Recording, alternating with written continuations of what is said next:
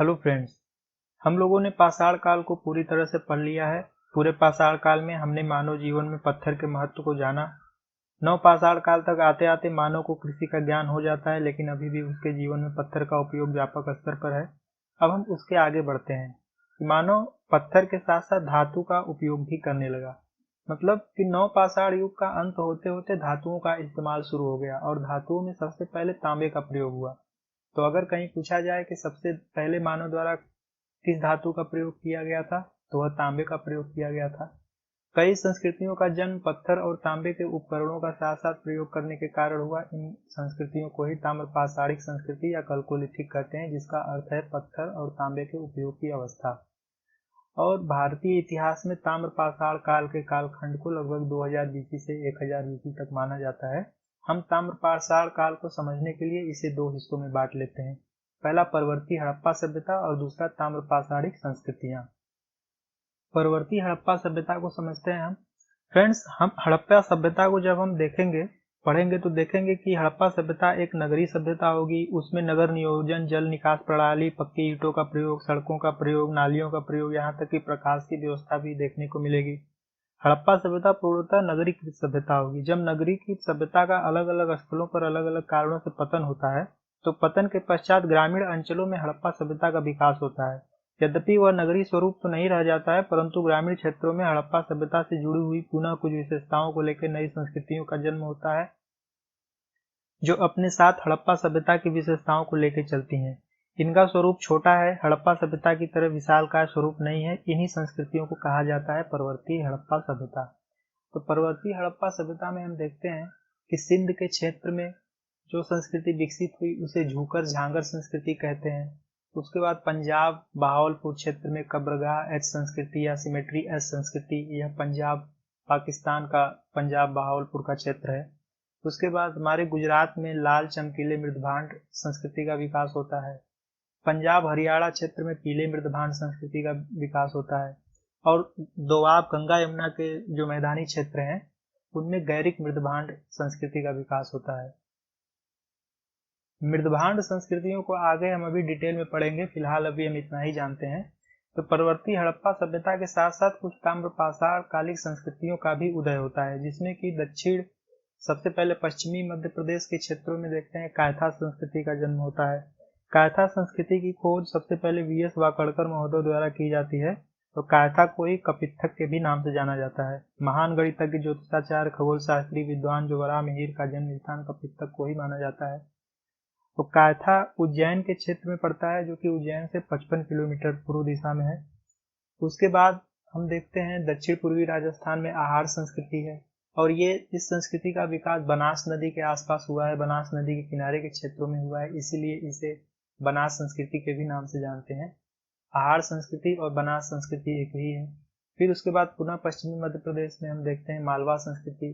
उसके बाद पश्चिमी महाराष्ट्र में देखते हैं जोरवे संस्कृति। तो ये सभी ताम्रपाषाणिक संस्कृतियां हैं, जिसका कि विकास नवपाषाण काल के बाद भी देखने को मिलता है। और ये सभी संस्कृतियां जो हैं ये हड़प्पा सभ्यता के समकालिक भी हैं और हड़प्पा सभ्यता के बाद भी इनका विकास देखने को मिलता है। इन संस्कृतियों को यहाँ पे प्राचीनतम से न्यूनतम संस्कृति के आधार पर अरेंज किया गया है। मतलब कि सबसे प्राचीनतम संस्कृति जो है वो कायथा संस्कृति है, जिसका कालक्रम 2000 से 1800 बीसी तक का है। उसके बाद आहार संस्कृति है जो 2000 से 1400 बीसी है। फिर उसके बाद मालवा संस्कृति जो 1700 बीसी से लेकर 1200 बीसी तक है। और न्यूनतम जो संस्कृति है वो जोरवे संस्कृति है जो 1400 से लेकर 700 बीसी तक है। इन सभी संस्कृतियों के बारे में हम आगे डिटेल में पढ़ेंगे। पहले ये जान लेते हैं कि ये ताम्रपाषाणिक लोग जो थे वो तांबे और पत्थर की वस्तुओं का इस्तेमाल करते थे और ग्रामीण समुदाय बनाकर रहते थे, और देश के ऐसे विशाल भागों में फैले थे जहाँ पहाड़ी जमीन और नदियां थी। जबकि हड़प्पा सभ्यता के लोग कांसे का प्रयोग करते थे और सिंधु घाटी के बाढ़ वाले मैदानी भागों में जो उपज होती थी उसी की बदौलत नगर निवासी हो गए थे। तो ये थोड़ा ताम्रपाषाण काल का एक बेसिक था। अभी थोड़ा हम इनके और बारे में जानते हैं, ताम्रपाषाणिक लोगों के बारे में।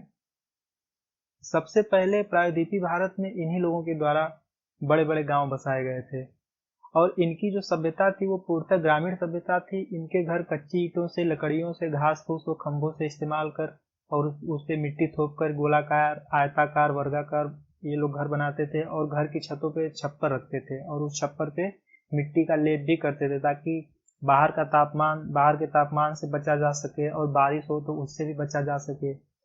और इन्हें खेती के साथ साथ पशुपालन का भी ज्ञान था, तो ये खेती के साथ साथ पशुपालन भी करते थे। इन्हें मृदभांड का इस्तेमाल ये बहुत करते थे। मृदभांड का इस्तेमाल में ये सभी मृदभांड जो इनके चाक पर बने हुए होते थे और इनमें एक किस्म काले व लाल रंग के हैं। साथ साथ महाराष्ट्र, मध्य प्रदेश, बिहार से टोंटी वाले जलपात्र, गोलीदार तस्तरियां और गोलीदार कटोरे के भी साक्ष्य मिले हैं। जैसे हम आगे देखेंगे कि मालवा में सबसे अच्छे किस्म के मृदभांड बनाए जाते थे। यहाँ के मृदभांड विश्व प्रसिद्ध थे। लाल रंग के बर्तन पर काले रंग से चित्रण किया जाता था। पूरा बर्तन लाल रहेगा, उसके ऊपर काले रंग की धारियां या बॉर्डर बनाया जाएगा और इस मृदभांड को अच्छे से पका कर बनाया जाता था।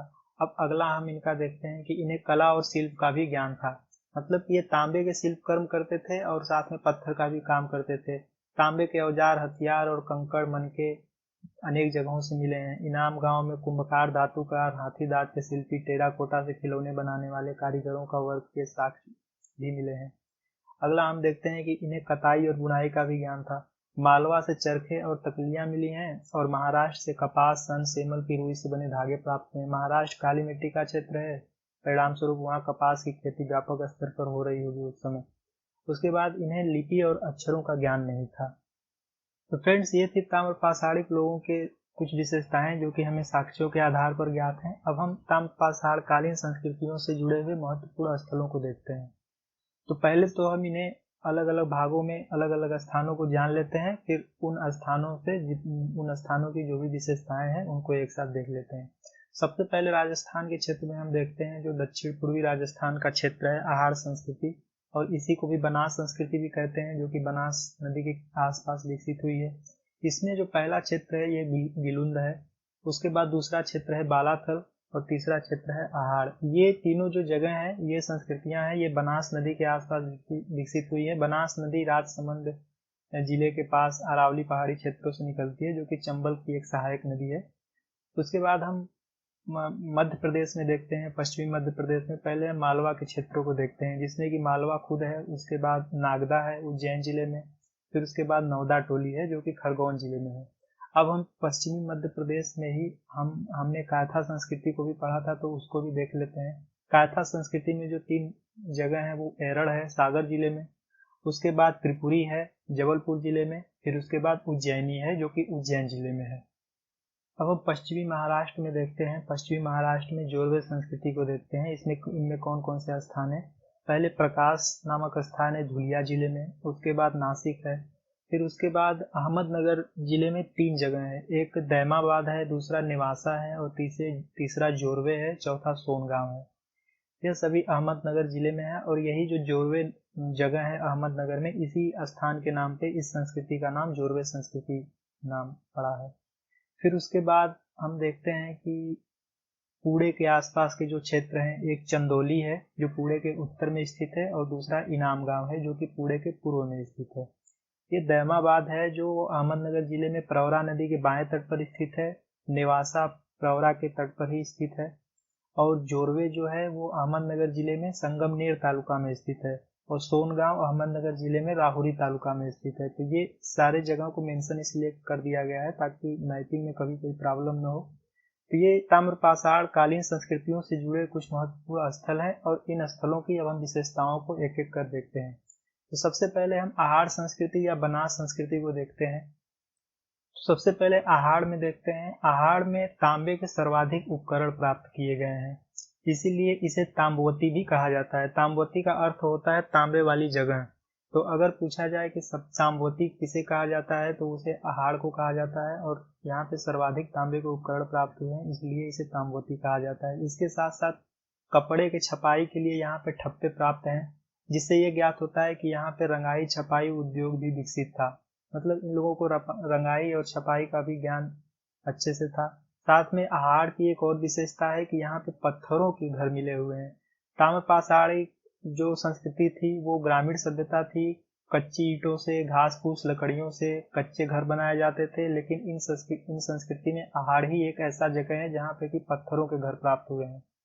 उसके बाद अगला स्थान है गिलुंद। यहाँ पे पत्थर के उपकरण भी मिले हैं, साथ साथ अग्निकुंड के साक्ष्य मिले हैं और तांबे के कुछ टुकड़े मिले हैं। अगला है बालाथल। बालाथल में पत्थर और तांबा दोनों प्राप्त हुए हैं, मतलब यहाँ पे पत्थर के भी उपकरण प्राप्त हुए हैं और तांबे के भी उपकरण प्राप्त हुए हैं। अगला हम देखते हैं मालवा संस्कृति।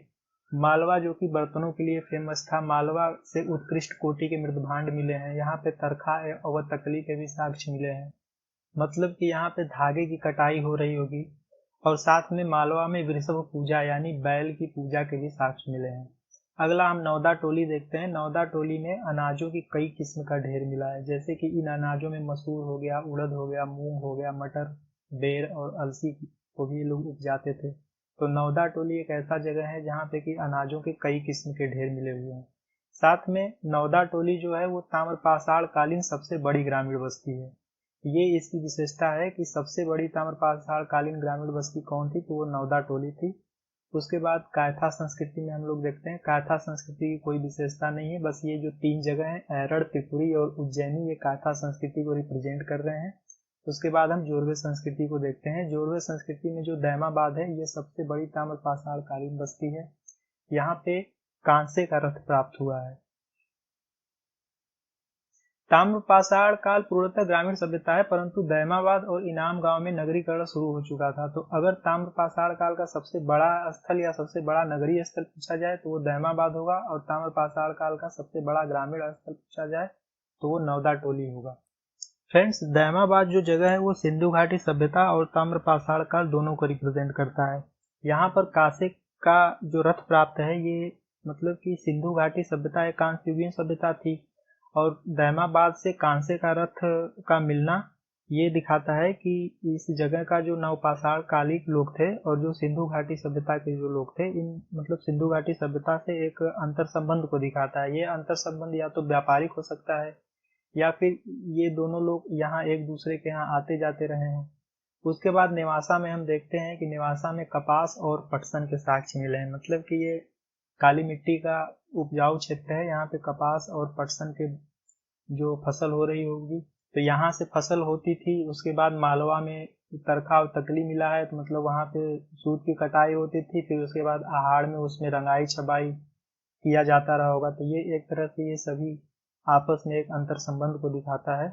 उसके बाद जो है इनाम गांव हो गया। इनाम गांव में किलेबंद बस्ती के साक्ष्य मिले हैं। किलेबंद बस्तियों के साक्ष्य हमें हड़प्पा सभ्यता से देखने को मिलते हैं, लेकिन ताम्रपाषाण काल में हमें किलेबंद बस्ती के साक्ष्य इनाम गांव से ही देखने को मिलते हैं। उसके बाद यहाँ वर्ग विभाजन के स्पष्ट साक्ष्य मिले हैं, मतलब कि ये बस्ती जो थी, यहाँ पे श्रमिकों के लिए अलग तरफ घर हुआ करता था, व्यापारियों के लिए अलग, कारीगरों के लिए अलग, पुरोहितों के लिए अलग। तो ये यहाँ पे एक वर्ग का विभाजन था। उसके बाद यहाँ से मातृ देवी की प्रतिमा मिली है। फिर उसके बाद अगला जो जगह है चंदौली, यहाँ से तांबे की छेनी प्राप्त हुई है। फ्रेंड्स, दैमाबाद और इनाम गांव जो है वो ताम्रपाषाण काल में अपना बहुत बड़ा स्थान रखते हैं, क्योंकि पूरा जो ताम्रपाषाण काल की जो सभ्यता है, ताम्रपाषाण कालीन संस्कृति है, ये पूरी तरह से ग्रामीण सभ्यता है। परंतु दैमाबाद और इनाम गांव में नगरीकरण शुरू हो चुका था।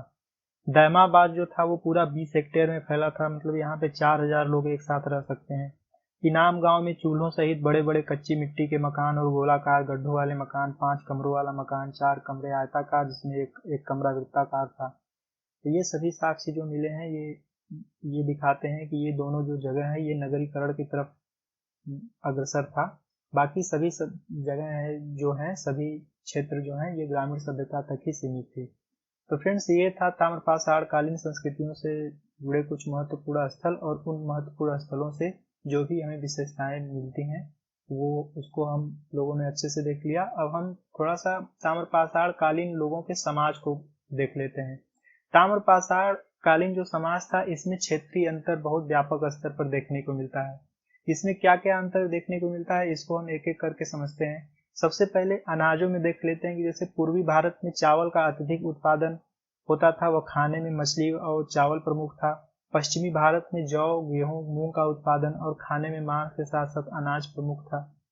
हम लोगों ने नवपाषाण काल में देखा था, पश्चिम बंगाल में एक जगह था पांडु राजार ढीदी, जो वर्धमान जिले में था। वहां पे चावल और मछली पकड़ने के कांटे के साक्ष्य मिले हैं, जिससे कि ये पता चलता था कि वहां के लोग चावल के साथ साथ मछली खाते थे। तो एक तरह से उस नवपाषाणिक स्थल को एक तरह से ताम्रपाषाणी संस्कृतियों का विकास या वहां से एक शुरुआत के तौर पे भी देखा जा सकता है।